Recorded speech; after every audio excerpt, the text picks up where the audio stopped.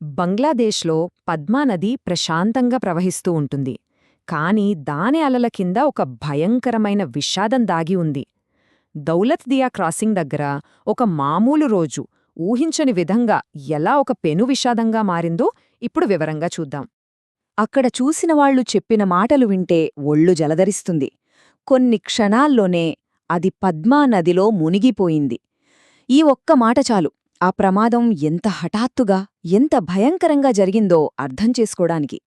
ఆ బస్సు మునిగిపోయింది ఏకంగా 30 అడుగుల లోతుకు.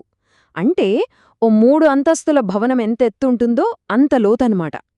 అంత లోతులో చిమ్మ చీకట్లో చిక్కుకున్న ప్రయాణికుల పరిస్థితిని ఒక్కసారి ఆలోచించండి. సరే, అసలు ఆ రోజు ఏం జరిగింది? ఒక సాధారణ ప్రయాణం అంత పెద్ద ప్రమాదంగా ఎలా మారింది? బంగ్లాదేశ్లోనే చాలా రద్దీగా ఉండే నదీ మార్గాల్లో ఒకటైన దౌలత్ దియాలో ఈ విషాదం జరిగింది. ఆ వివరాల్లోకి వెళ్దాం. అదొక మామూలు రోజే. ఓ 40-50 మంది ప్రయాణికులు వాళ్లవాళ్ల పనులమీద గమ్యస్థానాలకు చేరాలనే ఆశతో ఆ బస్సులో ఉన్నారు.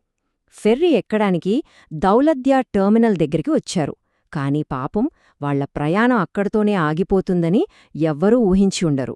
అంతమంది ప్రయాణికులతో నిండుగా ఉన్న బస్సు నదిలో ఎలా మునిగిపోయింది? ఆ కొన్ని సెకండ్లలో అసలు ఏం జరిగింది? ఆ విషాదకరమైన సంఘటన ఎలా జరిగిందో స్టెప్ బై స్టెప్ చూద్దాం. అంతా రెప్పపాట్లో జరిగిపోయింది. ఫెర్రీ ఎక్కడానికి సిద్ధంగా ఉన్న బస్సు అంతే సడన్గా కంట్రోల్ తప్పింది. ఎవరు ఏం చేస్తున్నారో తెలిసే లోపే అది నేరుగా పద్మానదిలోకి దూసుకెళ్లి చూస్తుండగానే నీటిలో పూర్తిగా మునిగిపోయింది. అన్నిటికన్నా బాధాకరమైన విషయం ఏంటంటే బస్సులో ఆడవాళ్లు, చిన్నపిల్లలతో సహా చాలామంది లోపలే చిక్కుకుపోయారు. వాళ్లకు బయటపడే దారే లేదు. ఆ మునిగిపోతున్న బస్సులో వాళ్లు పడిన నరకం మనం మాటల్లో చెప్పలేం. ప్రమాదం జరిగిన వెంటనే అక్కడ మొదలైంది అసలైన పోరాటం. కాలంతో పరుగు పందెం అన్నమాట. నీళ్లలో చిక్కుకున్న ప్రాణాల్ని ఎలాగైనా కాపాడాలని ఒక పెద్ద రెస్క్యూ ఆపరేషన్ మొదలైంది. ఆ ప్రయత్నం ఎలా సాగిందో చూద్దాం. ప్రమాదం జరిగిందని తెలిసిన వెంటనే రెస్క్యూ టీమ్స్ క్షణం కూడా ఆలస్యం చేయలేదు. వాళ్లు వెంటనే స్పాట్కి చేరుకున్నారు. ప్రతి నిమిషం విలువైనది అని వాళ్లకు తెలుసు. అందుకే వెంటనే సహాయక చర్యలు మొదలుపెట్టారు. అక్కడ పరిస్థితి అస్సలు అనుకూలంగా లేదు. నదిలో ప్రవాహం చాలా బలంగా ఉంది. దానికి తోడు చిమ్మ చీకటి. అయినా సరే డైవర్లు వెనక్కి తగ్గలేదు. వాళ్ల ప్రాణాల్ని పణంగా పెట్టి రాత్రంతా బస్సులో చిక్కుకున్న వాళ్లకోసం గాలించారు.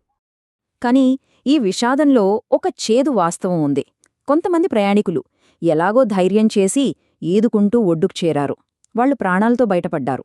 కాని పాపం చాలామందికి అదృష్టం లేదు. ఆ మునిగిపోతున్న బస్సే వాళ్లకి జలసమాధి అయింది. దాన్నుంచి బయటపడలేకపోయారు.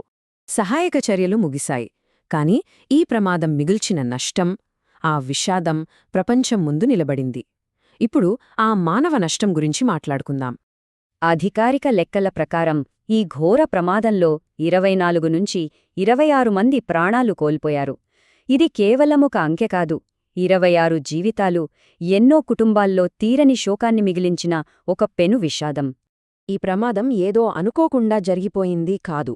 బంగ్లాదేశ్లోనే అత్యంత రద్దీగా ఉండే దౌలత్ దియా క్రాసింగ్లో ఇలా జరగడమనేది ఆ దేశంలో రవాణా భద్రత ఎంత దారుణంగా ఉందో చూపిస్తోంది. చాలా ప్రశ్నల్ని లేవనెత్తుతోంది. ప్రస్తుతం దీనిపై విచారణ జరుగుతోంది. కాని ఇలాంటివి మళ్లీ జరగకుండా ఏం చెయ్యాలి? ఇదే ఇప్పుడు అందరి ముందున్న అతిపెద్ద ప్రశ్న. ఈ సంఘటన మనందరికీ ఒక చేదు నిజాన్ని గుర్తుచేస్తోంది. జీవితం కనురెప్ప పాటులో ఎంతలా మారిపోతుందో చూపిస్తోంది. ఇది కేవలం ఒక వార్త కాదు. జీవితం ఎంత విలువైనదో, ఎంత అనిశ్చితమైనదో గుర్తుచేసే ఒక గుణపాఠం.